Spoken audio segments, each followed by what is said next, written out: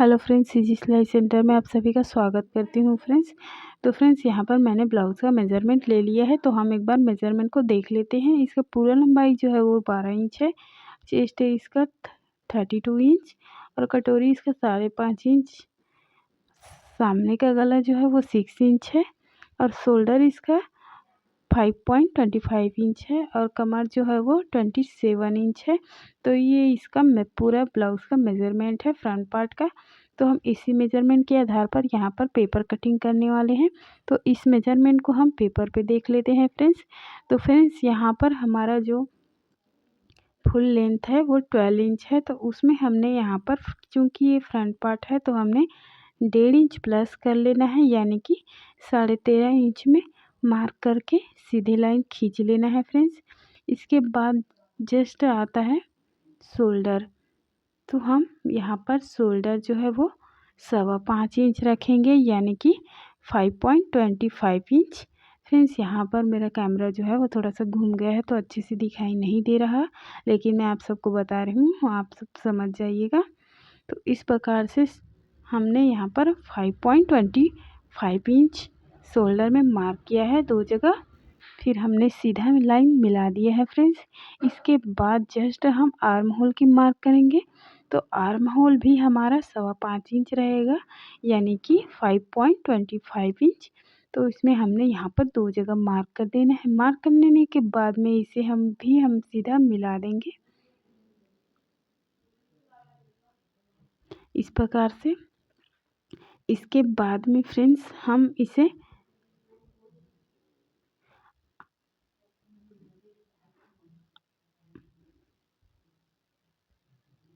Arm hole को हम अंदर की तरफ से 0.25 इंच अंदर की तरफ डाउन कर लेंगे। उसके बाद में हम यहाँ पर चेस्ट का मार्क कर लेंगे। चेस्ट हमारा 32 इंच है, तो उसका चौथाई भाग 8 इंच, उसमें हमने 2 इंच मार्जिन के लिए ऐड कर लेना है। आप चाहो तो 1.5 इंच भी कर सकते हो। मेरे पास फैब्रिक है तो मैं यहाँ पर 1.5 इंच एक्स्ट्रा ले रही हूँ मार्जिन के लिए।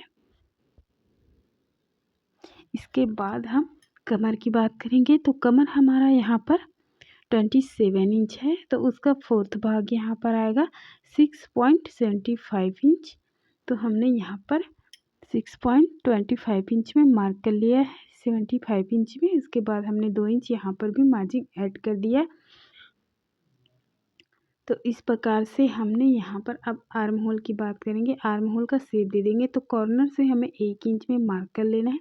मार्क करने के बाद आर्म होल का शेप दे देना है बिल्कुल पास से।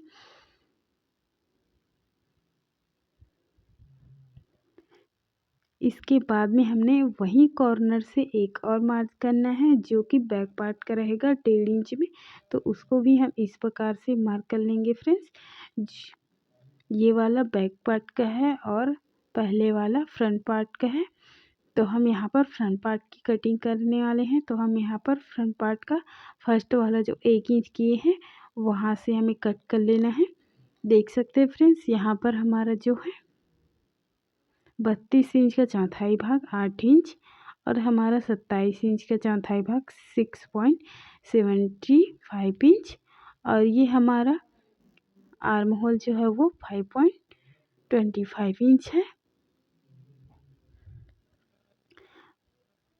और इसके बाद में हम अब गले की बात करेंगे, तो गले को हमने यहाँ पर 2.25 इंच में यहाँ पर खोलना है और नीचे हम 2.5 इंच लेंगे और गले की लेंथ जो है वो 6 इंच रहेगा। तो इस प्रकार से हमने मार्क कर लेना है फ्रेंड्स।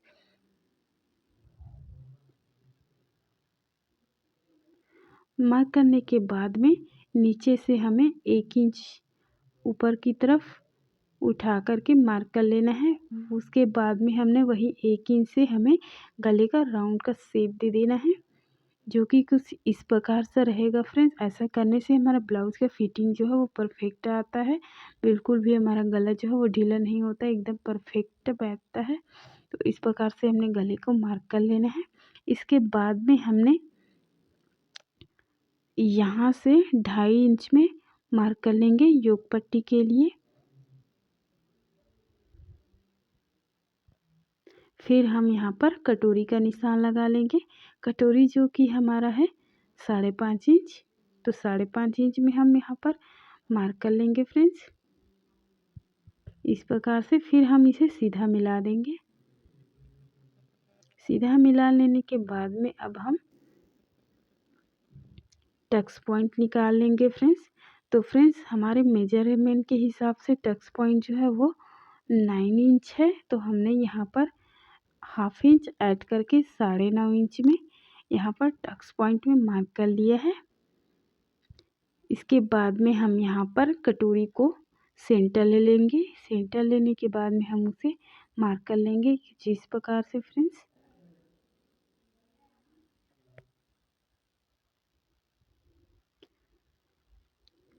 फिर हमने सेंटर से सामने की तरफ से हाफ इंच ऊपर उठा कर के सेंटर से हमें इस प्रकार से तिरछा मिला देना है।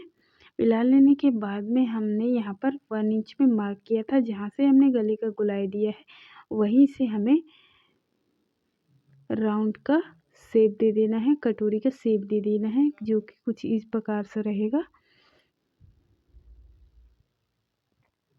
आई होप कि वीडियो क्लियरली दिख रहा होगा और आप सबको अच्छे से समझ में आ रहा होगा। तो फ्रेंड्स मेरा वीडियो पसंद आने पर एक लाइक कीजिएगा और एक प्यारा सा कमेंट, और मेरे चैनल को सब्सक्राइब भी कीजिएगा, क्योंकि मैं अपने चैनल में इसी प्रकार से वीडियो डालती रहती हूँ जिसका नोटिफिकेशन आपको मिलती रहे। तो इस प्रकार से हमारा जो मेज़रमेंट है वो पूरा कंप्लीट हो चुका है फ्रेंड्स। अब हम इसे कट कर लेंगे।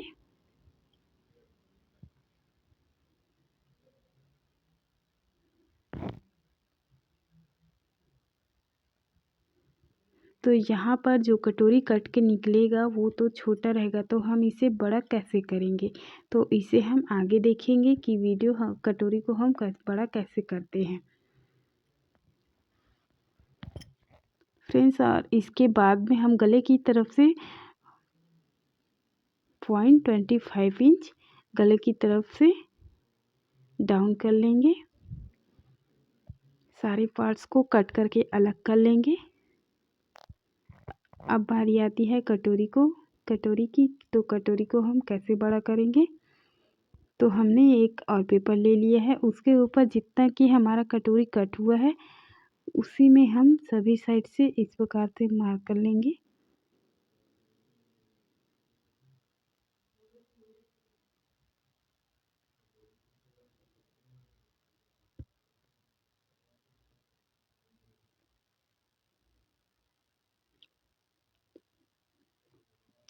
इस प्रकार से फिर हम कटोरी का सेंटर में भी मार्क कर लिए हैं। मार्क करने के बाद में फ्रेंड्स हम नीचे की तरफ से 1.25 इंच नीचे की तरफ से हमने यहाँ पर मार्क कर लेना है।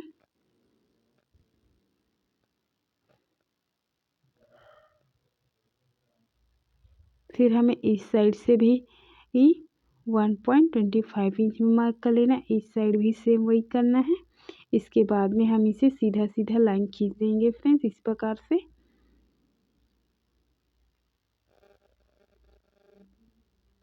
इसके बाद में हम सामने की तरफ से काज पट्टी और बटन पट्टी को ऐड करने के लिए हाफ इंच एक्स्ट्रा करके तिरछा इस प्रकार से मिला देना है, और इधर भी हम हाफ इंच एक्स्ट्रा करके इस प्रकार से राउंड का शेप देते हुए बिल्कुल इस प्रकार से राउंड का शेप दे देंगे। इसके बाद में हमने उस कॉर्नर से इस कॉर्नर में सेंटर के कॉर्नर से इस प्रकार से तिरछी मिला देना है फ्रेंड्स। मिला देने के बाद में हमारा कटोरी जो है वो यहाँ पर बन के रेडी हो चुका है। अब इसे हम कट कर लेंगे फ्रेंड्स। तो इस प्रकार से कटोरी को जो है वो बड़ा किया जाता है, और किसी भी साइज कटोरी जो है इसी प्रकार से कट करते हैं, और ऐसे ही करके हम बड़ा करते हैं। जैसे कि हमारा कटोरी किसी का बस्ट पॉइंट ज़्यादा रहता है तो हम उस टाइम पे 1.5 इंच या फिर 2 इंच जैसा कि अपना रहता है उसके हिसाब से उसके अकॉर्डिंग यहाँ पर बड़ा किया जाता है। तो आप सबको भी ऐसे ही करना है। तो इस प्रकार से हमने कट कर लिए है फ्रेंड्स। तो यहाँ पर मैंने कपड़े पे भी कट कर लिए है सभी पार्ट्स को। तो हम यहाँ पर फ्रंट पार्ट को स्टिच करके दिखाने वाले हैं। तो यहाँ पर हमने अस्तर और फैब्रिक जो मेन फैब्रिक है उसको आपस में स्टिच कर लिए हैं। तो इसके बाद हम सबसे पहले कटोरी को स्टिच कर लेंगे फ्रेंड। तो कटोरी का सेंटर लेके दोनों कॉर्नर को इस प्रकार से मिला देना है। मिला लेने के बाद में जितना कि हमने कटोरी को कट करते वक्त निशान लगाया था 1.25 इंच, तो उतना में ही हम यहाँ पर भी मार्क कर लेंगे। मार्क करने के बाद में हमने ऊपर साइड भी हमें यहाँ पर 2.75 इंच ऊपर की तरफ मार्क कर लेना है इस प्रकार से। फिर हमें दोनों बिंदु को मिलाते हुए तिरछी इस प्रकार से स्टिच कर लेना है फ्रेंड्स।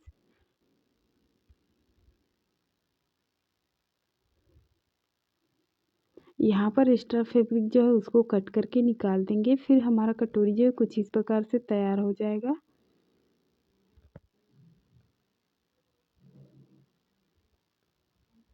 इसी प्रकार से हमें सेकेंड वाले कटोरी को भी कट कर स्टिच कर लेना है।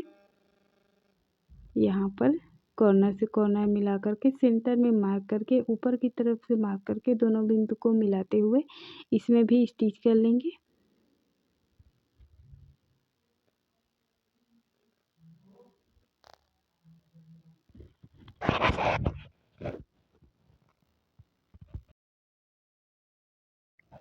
तो यहाँ पर हमने दोनों कटोरी को इस प्रकार से कंप्लीट कर लिया है। इसके बाद में हम यहाँ पर जो क्रॉस पट्टी है उसमें हम कटोरी को अटैच करेंगे। तो मतलब तो सवाल यहाँ आता है कि हम कटोरी को नीचे से ज्वाइन करें कि ऊपर से ज्वाइन करें। तो हम दोनों साइड से कर सकते हैं। आप चाहो तो ऊपर साइड से भी स्टिच करते हुए आ सकते हैं, नीचे साइड से भी स्टिच कर सकते हैं। तो नीचे से स्टिच करने से हमें ज़्यादा फ़ायदा होता है, क्योंकि यहाँ पर जो टक्स पॉइंट जो हमने लगाए रहते हैं, लिए रहते हैं, वो हमारा नीचे से जॉइन करने से परफेक्ट आता है। और ऊपर से जॉइन करने से हमारा जो कटोरी का भाग है वो बड़ा हो जाता है। तो हमारा टक्स पॉइंट जो है वो परफेक्ट नहीं बैठता। तो हमें नीचे से ही स्टिच करना चाहिए। तो इस प्रकार से हमने दोनों कटोरी को यहाँ पर अटैच कर लेना है।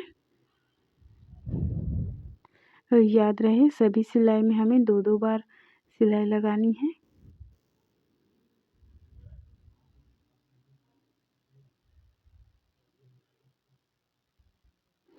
तो इस प्रकार से हमने दोनों साइड से कटोरी को ज्वाइन कर लिया है। ज्वाइन करने के बाद में अब आते हैं यहाँ पर योक पट्टी। तो योक पट्टी को हमने यहाँ पर स्टिच नहीं किया हुआ है। तो हमें कुछ इस प्रकार से हमें योक पट्टी को रख लेना है और स्टिच कर लेना है फ्रेंड्स। उसके बाद में हमने जो एक्स्ट्रा फैब्रिक है उसे अस्तर की तरफ दबाते हुए उसके ऊपर स्टिच कर लेना है। फिर हमने दोनों फैब्रिक को आपस में इस प्रकार से जॉइन करके ऊपर की साइड से और स्टिच कर लेना है। तो इस प्रकार से हमारा योक पट्टी जो है वो दोनों साइड से बन के तैयार हो चुका है।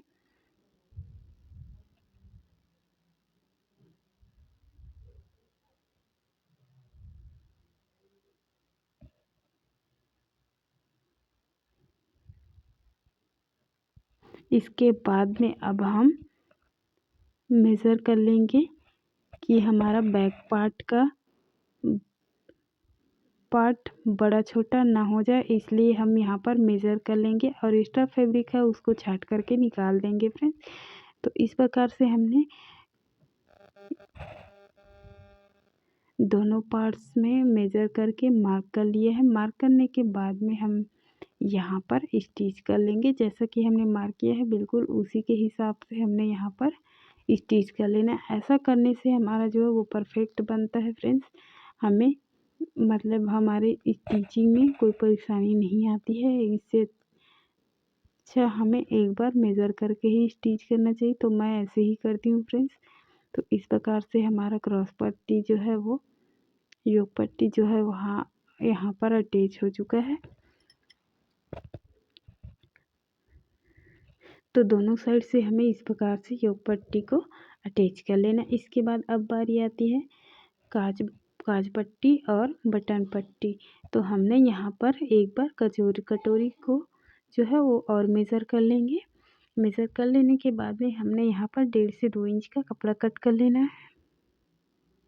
कपड़ा कट करने के बाद में हमने जहाँ पर मेज़र किया था, जहाँ पर मार्क किया था, वहीं से हमने यहाँ इस प्रकार से काज पट्टी जो है उसको अटैच कर लेना है। देख सकते हैं फ्रेंड्स काज पट्टी को किस प्रकार से अटैच किया जाता है।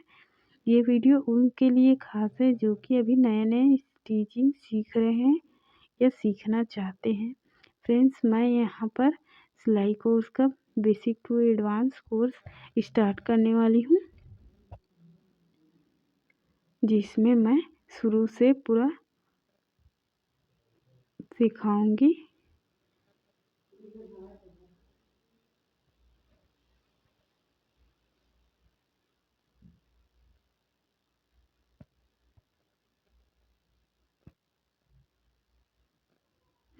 तो इस प्रकार से हमने काज पट्टी को अटैच कर लिया है। अब हम यहाँ पर बटन पट्टी को भी अटैच कर लेंगे फ्रेंड्स। जैसा कि हमने कटोरी का उसमें मार्क किया था, इसमें भी हम मार्क कर लेंगे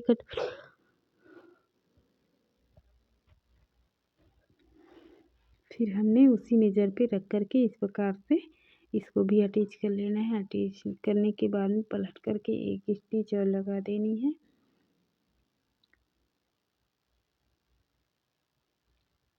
इसके बाद में जो फैब्रिक है उसे हम अंदर की तरफ इस प्रकार से फोल्ड करके एक बार और स्टिच कर लेंगे।